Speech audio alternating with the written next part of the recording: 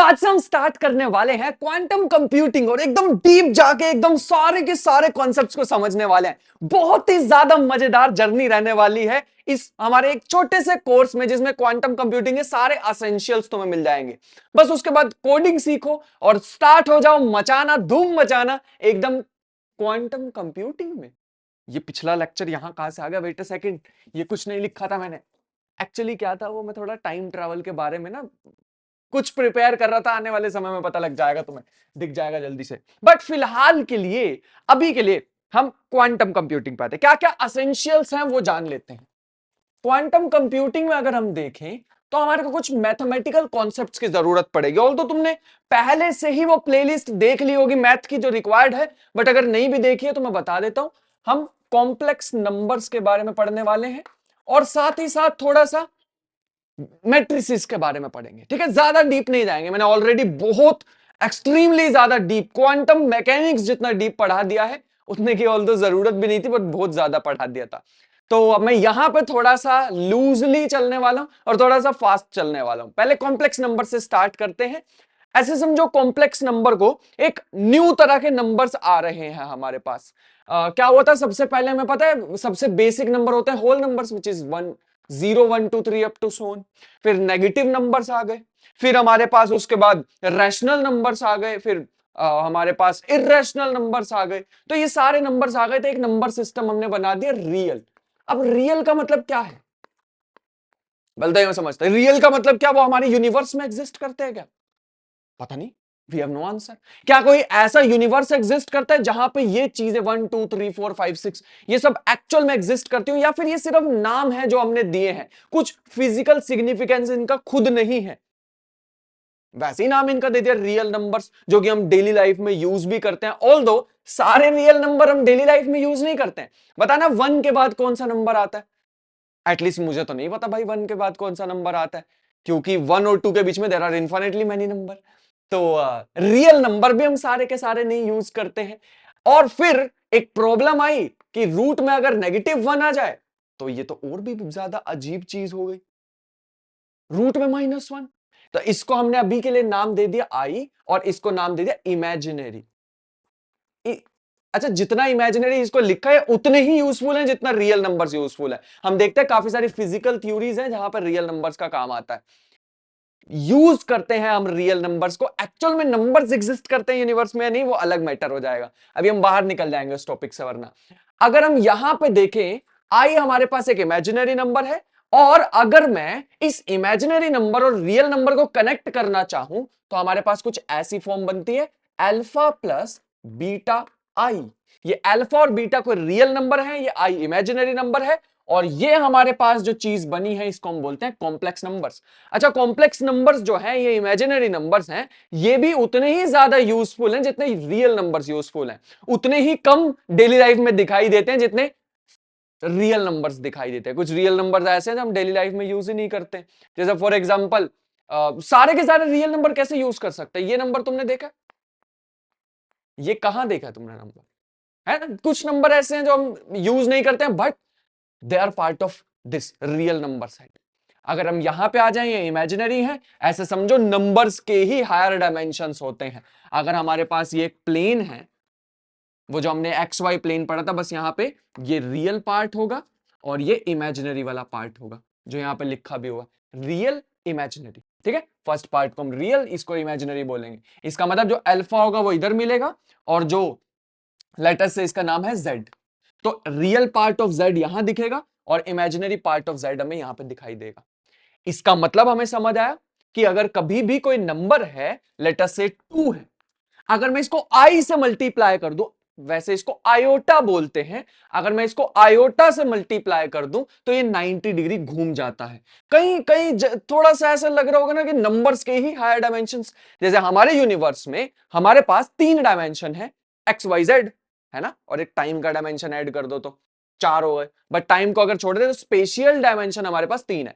ऐसे ही शायद नंबर्स के भी डायमेंशन होते हैं, हम ऐसा सोच के चलेंगे थ्रू आउट दिस जर्नी। हम ऐसा सोचेंगे कि नंबर्स के भी हायर डायमेंशन होते हैं। यहां पे अगर मैंने 2 लिखा है, अगर मुझे इसे 90 डिग्री पे घुमाना है तो मेरे पास 2i लिख दो, इसे इमेजिनरी एक्सिस पे ले जाओ, और इस प्लेन को हम आर्गेंट प्लेन बोलते हैं। हमने आज तक वो एक्स वाई प्लेन पढ़ा था, उसको हम कार्टेशियन कोऑर्डिनेट्स भी बोलते थे, कार्टेशियन प्लेन भी बोलते थे। वैसे ये आर्गेंट प्लेन होने वाला है। तो अगर कभी भी हमें कभी 90 डिग्री की रोटेशन करवानी होगी तो हम उसको आयोटा से मल्टीप्लाई कर देंगे, और बहुत जगह यूज में आएगा। जैसे हम इलेक्ट्रॉन के स्पिन की बात कर रहे होंगे तो वहां पे बहुत ज्यादा यूज में आ जाएगा। मैं अभी तुम्हें दिखाऊंगा एप्लीकेशन कि कैसे नेचुरली हमें जरूरत पड़ जाएगी इस आयोटा की। जब हमें 90 डिग्री पे किसी को घुमाना होगा तो हम उसको आयोटा से मल्टीप्लाई कर देंगे। और अच्छी बात यह है, जो फाइनल आंसर आता है, जो एक्सपेरिमेंट करके आंसर मिलेगा, वो हमेशा एक रियल नंबर ही होगा। तो हमें इस ऐसा मेथड ढूंढना होगा कि हम कॉम्प्लेक्स नंबर को या इमेजिनरी नंबर्स को यूज तो कर लें, लेकिन एट द एंड वो रिजल्ट हमारे पास रियल ही आए। इस चीज को भी हमें ध्यान में रखना होगा, ठीक है, वैसे ही चलना है। तो ये हमारे पास आ गया एक आर्गेंट प्लेन, इंपॉर्टेंट चीज। इसको थोड़ा सा और समझते हैं। अगर मैंने कभी भी लिख दिया z equal to 2 plus 2i, इसका मतलब क्या होगा? एक आर्गेंट प्लेन बनाएंगे, ये रियल पार्ट ऑफ z, और ये हमारे पास सबसे याद रखेंगे इमेजिनरी पार्ट ऑफ z, ठीक है। 2 प्लस 2i का मतलब है एक 2 तो यहां पे है, दूसरा 2 भी यहीं आना चाहिए था, बट ये यहां पे आ गया। इसका मतलब है these two are independent of each other. ये और इसमें कोई फर्क नहीं है, 2 और 2 को 4 नहीं लिख सकते, they are independent of each other. जैसे हमने वेक्टर्स में पढ़ा हुआ, वेक्टर्स में अगर हम लिखते हैं ना, a vector is equal to 2i cap plus 2j cap plus 2k cap, ये एक्स एक्सिस को डिनोट कर रहा है, ये वाई एक्सिस को डिनोट कर रहा है, ये जेड एक्सिस को डिनोट कर रहा है। मैं इस 2 2 2 को 6 नहीं लिख सकता हूं, they are independent of each other. वैसे ही these two are also independent of each other. अगर मैं इसमें इसको बनाना चाहूं तो ये पॉइंट हमें दिखाई देगा, 2 ये रहा और 2 ये रहा, ठीक है। तो ये हमारे पास आ जाएगा z, ऐसा होता है हमारे पास। तो अब इसको एक एरो से भी डिनोट कर सकते हैं। अब नेक्स्ट चीज हमारे पास ये आती है कि अगर हमने कभी भी एक कॉम्प्लेक्स नंबर लिख दिया और उसका मैग्नीट्यूड निकालना पड़ जाए, उससे पहले मैं तुम्हें एक और चीज बताता हूं, कॉम्प्लेक्स कॉन्जुगेट के बारे में। कॉम्प्लेक्स कॉन्जुगेट का मतलब होता है कि एक मिरर इमेज ऑफ एक यूनिवर्स होता है कॉम्प्लेक्स नंबर्स का, और एक यूनिवर्स होता है उनके कॉन्जुगेट का। याद है मैंने तुम्हें एक, अगर तुमने वो प्लेलिस्ट देखी है क्वांटम कंप्यूटिंग मैथमेटिक्स की, तो मैंने उसमें बताया था एक हमारे पास होता है स्पेस जिसमें कॉम्प्लेक्स नंबर्स रहते हैं, स्पेस ऑफ कॉम्प्लेक्स नंबर्स, और एक होता है ड्यूअल स्पेस। याद आया कुछ? ड्यूअल स्पेस में कॉम्प्लेक्स नंबर्स के कॉन्जुगेट्स रहते हैं, बताई हुई है ये बात। कॉन्जुगेट्स का मतलब है आयोटा को माइनस आयोटा से रिप्लेस कर दो।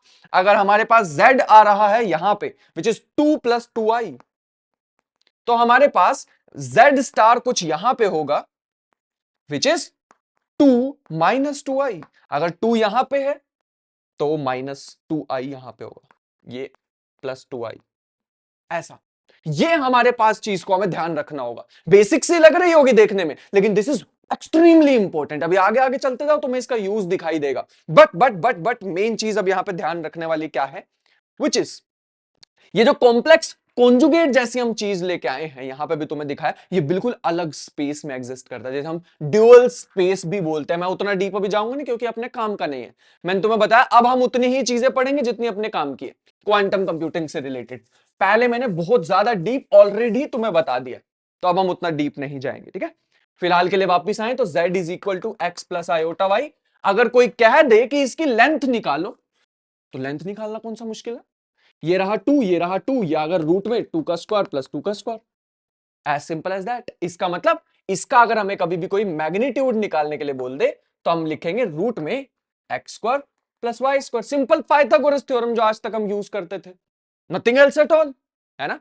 अच्छा, दूसरी चीज, अगर हम इसको ऐसे ना लिख के ऐसे लिखते z इंटू जेड स्टार, तो क्या होता? Let's see. ये है x प्लस आयोटा वाई और ये है x माइनस आयोटा वाई, है ना। अभी मैंने तुम्हें बताया रूट आय होता है या आयोटा होता है रूट में -1, और अगर मैं दोनों साइड स्क्वायर कर दूं तो ये बन जाएगा -1, है ना। इसका मतलब है इसको मैं लिख सकता हूं x square, a square minus b square का फॉर्मूला, तो minus b square, iota square होता -1, तो ये बन जाएगा x square plus y square. अब तुम देख पा रहे हो ये जो चीज है, ये तो, लेकिन हमारे पास क्या था, ये तो हमारे पास, अगर इसमें मैं स्क्वायरिंग बोथ साइड कर दूं तो ये तो मॉडुलस ऑफ z का स्क्वायर बन गया।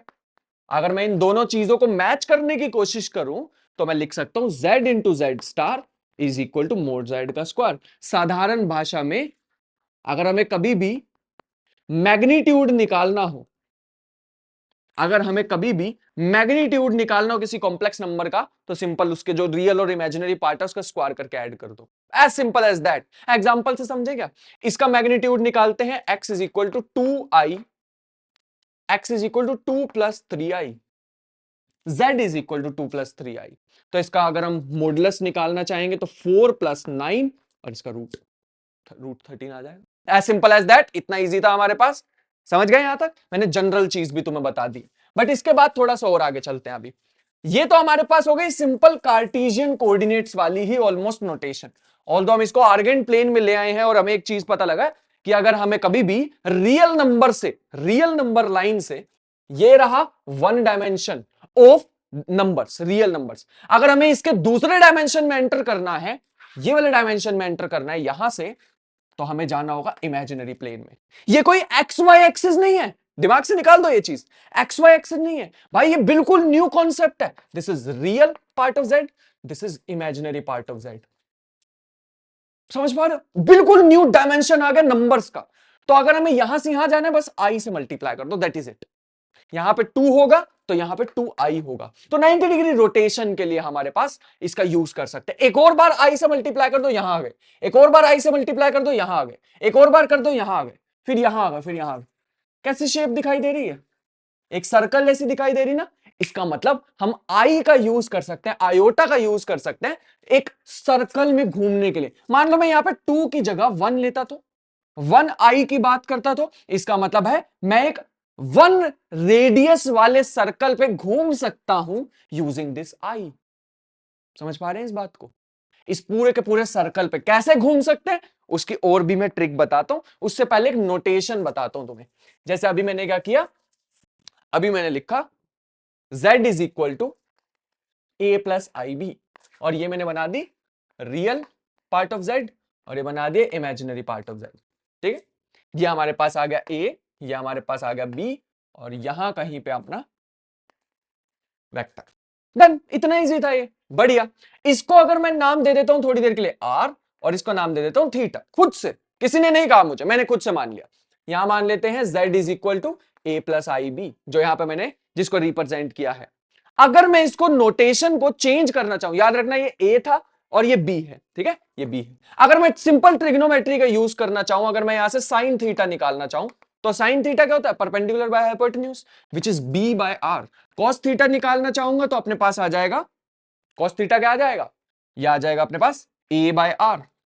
तो यहां से a आ जाएगा r साइन थीटा, और यहां से आ जाएगा, सॉरी b आ जाएगा, और ये a आ जाएगा r कॉस थीटा। इसमें पुट करें, लेट्स सी क्या बनता है। ये हमारे पास आ जाएगा a की जगह r cos theta plus iota r sine theta. दोनों में से r कॉमन लिया तो cos theta plus iota sine theta. ये अपने पास जो पहले वाली नोटेशन थी, इसका नाम है कार्टेशियन फॉर्म, जिसके बारे में मैं तुम्हें बता ही रहा हूं। Simple Cartesian form. अभी भी है तो एक्स वाई एक्सिस जैसा ही ना, बट इसको हम रिप्लेस कर सकते हैं कंप्लीटली, और अपना काम चल सकता है इस आर से और इस थीटा से। कंप्लीटली इसको हटा दो, ये वाले कॉन्सेप्ट को, और एक न्यू तरह का प्लेन ले आओ जिसमें सिर्फ हम आर और एक एक्सिस होगी जिससे थीटा मेजर करेंगे, दैट इज इट। हम यहां से भी कॉम्प्लेक्स नंबर्स का काम, कॉम्प्लेक्स नंबर को समझ सकते हैं यूजिंग दिस कॉन्सेप्ट। यहां से स्टार्ट होंगे, आयोटा से मल्टीप्लाई करो, 90 डिग्री घूम गए, और ये हमारे पास जो है ये डिस्टेंस है, ये रेडियस जैसा काम कर रहा है। अगर ये रेडियस 1 होती तो, अगर ये रेडियस 1 होती तो वही वाला सर्कल आ जाता जिसमें एक रेडियस होती है, और एक रेडियस वाले सर्कल को यूनिट सर्कल बोलते हैं। इसका मतलब जैसे जैसे मैं इसको अगर मैं फिक्स कर दूं, मान लो 1, आर को मैंने 1 रख दिया, अभी के लिए आर ही रहने दो, और मैं थीटा को घुमाता रहूं, रेडियस तो चेंज नहीं हो सकती, लेकिन थीटा चेंज हो रहा है, इसका मतलब इस सर्कल में घूमता रहेगा। बोलो तुम्हें काफी सारे डिफरेंट सर्कल दिख रहे हैं, बट ये एक ही सर्कल है। समझ गए? कितना ज्यादा डीप और बढ़िया सा कॉन्सेप्ट था ना। एक थे लियोनार्ड ऑयलर, ये भाई क्या बंदा, क्या काम कर रहा है इस बंदे ने मैथमेटिक्स में। इन्होंने क्या किया, इस ये जो फॉर्म है ना हमारे पास, इसको बोलते हैं कार्टेशियन फॉर्म, इसको बोलते हैं पोलर फॉर्म। यहां पे हम दो कोऑर्डिनेट्स का यूज करते हैं a कोमा b, और यहां पे हम यूज करते हैं r कोमा थीटा। ऐसे ही ये जो r कोमा थीटा, इसको और ज्यादा सिंप्लीफाई करके, कुछ न्यू चीज नहीं है, इसका इन्होंने नाम दे दिया e की पावर i ऐसा कुछ। z is equal to r और इसकी नोटेशन हमने लिख दी e की पावर आई थीटा। तो आज के बाद याद रखेंगे e raise to power iota theta is equal to cos theta plus iota sine theta. इसको बोलते हैं एक्सपोनेंशियल फॉर्म। अच्छा, मैं तो बहुत इंसान हूं वो समझने वाला कि कहां से आया कहां से आया, अभी के लिए बिल्कुल छोड़ देते हैं। मैं बताऊंगा इसको आने वाले लेक्चर्स में, जब हम कुछ इंटरेस्टिंग सीखने लेक्चर के कहीं ना कहीं तो मैं इसको फिक्स कर ही दूंगा आने वाले कि ये कहां से आया, ऐसा क्यों लिखा इसको, इसकी पूरी की पूरी रीजनिंग है। मैंने काफी सारी बार इस पे बनाई भी हुई है पहले वीडियोस जब मैं मैथमेटिक्स पढ़ाता था, बट मैं जरूर बताऊंगा, बट अभी नहीं। ऐसे समझो तीन नोटेशन है अपने पास, कार्टेशियन, पोलर और ये हमारे पास एक्सपोनेंशियल। मुझसे पूछोगे अपने सबसे ज्यादा काम की कौन सी है, तो ऑयलर, बाकी सबको भूल सकते हो, बट मेन ओरिजिन जानना तो जरूरी था ना कॉम्प्लेक्स नंबर का, कि आया कहां से। This Euler form is very important. जैसे अभी मैं पूरे थ्रू आउट रेडियस को 1 मान के चलूंगा, और हमारे काम का भी यही है, पूरी क्वांटम कंप्यूटिंग में इस आर की वैल्यू हमेशा 1 रहेगी। हम हमेशा यूनिट सर्कल की बात करने वाले हैं। This is very important word, unit circle. जितनी भी स्टेट्स होंगी उसकी टोटल प्रोबेबिलिटी 1 होती है ना। क्यों प्रोबेबिलिटी 1 होती है? अभी के लिए बात भूल जाओ, मैंने तुम्हें बताई है। ये प्रोबेबिलिटी कहां से आ गई बीच में, अभी तो मैं मैथमेटिक्स सिखा रहा था, बट मान लो अभी के लिए भूल जाओ, डिलीट कर दो यहां से, जैसे उसकी यादें डिलीट कर पा रहे हो ना। अच्छा, वो भी नहीं हो रही क्या? झेल लो, उसको भी तो झेल रहे हो ना, ये भी झेल लो थोड़ा सा, ठीक है। तो r इज इक्वल टू 1 का मतलब है हम बात करें z is equal to e की power iota theta, as simple as that. अच्छा, इसका मैग्नीट्यूड निकाल के देखें एक बार। z is equal to, actual में था क्या, cos theta plus iota sine theta. जब भी जरूरत पड़ेगी इसमें चेंज कर सकते हैं। इसका मैग्नीट्यूड निकाल के देखें तो होता है इसका स्क्वायर प्लस इसका स्क्वायर और पूरे का रूट, विच इज 1।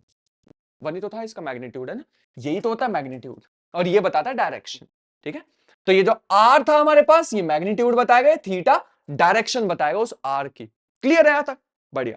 जैसे मैं तुम्हें एग्जांपल दिखाता हूं, एक हमारे पास है ये यूनिट सर्कल, ये रही अपनी पुराने वाली एक्सिस वापिस।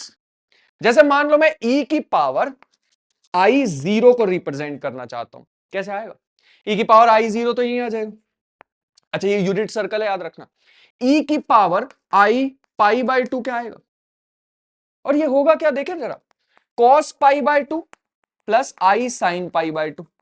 cos pi by 2 0, sine pi by 2 1, इसका मतलब आयोटा कहां आना चाहिए, यहां से 90 डिग्री घुमा दो, मतलब यहां पहुंच गए, as simple as that. e की पावर I, अच्छा हमें कभी भी रिप्रेजेंट करना पड़ गया -1 को, -1 कैसे लिखे, हम कभी भी हमें जरूरत पड़ेगी हम इसे लिख सकते हैं e की पावर e की पावर I पाई, यहां पे लिखो cos pi plus iota sine pi. Sine pi 0 होता है, cos पाई होता है -1, तो मैं कभी भी जरूरत पड़ेगी तो -1 को लिख सकता हूं दिस। इसका मतलब है जहां पर भी तुम हो, जहां पर भी तुम हो उसे 180 डिग्री घुमा दो।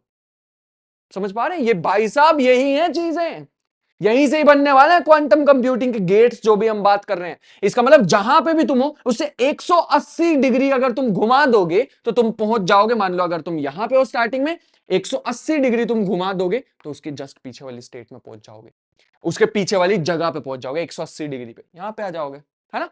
और अगर तुम्हें मान लो e की पावर आई लेटर से पाई बाय 3 करना है, अब तो समझ ही होंगे ना, पाई बाय 3 पे चले जाओ, अप टू सोन ऐसी चीजें हो सकती है हमारे पास। बट मेरे पास एक और भी एग्जांपल है जिसको समझते हैं, विच इज, हाँ, मान लो हमारे पास इस बार स्टेट दे रखी, तो क्या करें, स्टेट दी हुई तो z is equal to 1/√2 plus iota 1/√2, ऐसा कुछ दे रखा, क्या करें इसका, पहले इसका मैग्नीट्यूड चेक करें। चलो, रूट में 1/2, √2 का square 1/2, 1/2 which is 1, unit circle की ही बात हो रही है, इसमें तो कोई दिक्कत नहीं लग रही हमें, ठीक है। इसके बाद अगर हम चलें cos 1/√2, अच्छा cos पाई बाय 4 लिख सकते हैं इसे, plus I pi by 4, sine pi by 4, तो e की पावर I पाई बाय 4, ठीक है, ऐसा कुछ लिख सकते हैं हम। और ये अपने पास बन जाएगा z is equal to 1 e की पावर I पाई बाय 4। इसको रिप्रेजेंट किया जा सकता है, एक यूनिट सर्कल है उसमें, यहां पे अभी रुक जाओ, खत्म नहीं हुआ, e की power I pi by 4, 45 degree, लेकिन अगर मैं लिखता z इक्वल टू √3/2 प्लस 1/2,